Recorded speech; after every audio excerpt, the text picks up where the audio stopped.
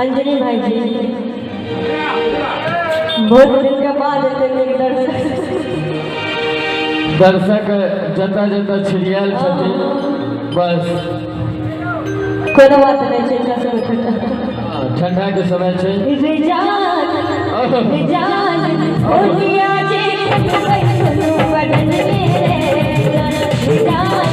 ओलिया जे कैसनो बदन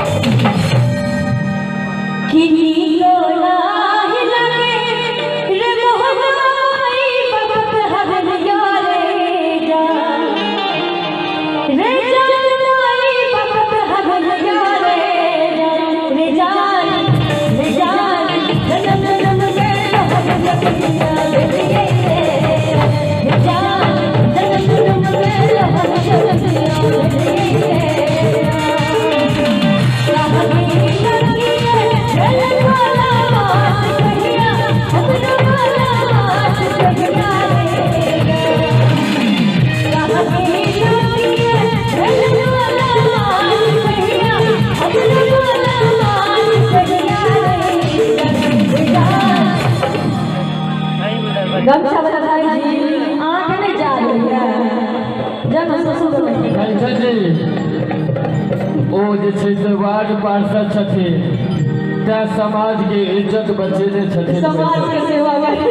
जी रिजान अभी विजयो धरवा अगरवा रे रिजान अभी विजयो धरवा अगरवा रे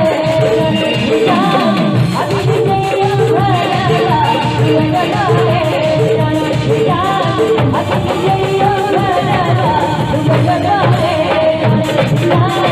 अभी विजयो धरवा अगरवा रे रिजान आप विजयो धरवा सुवरवा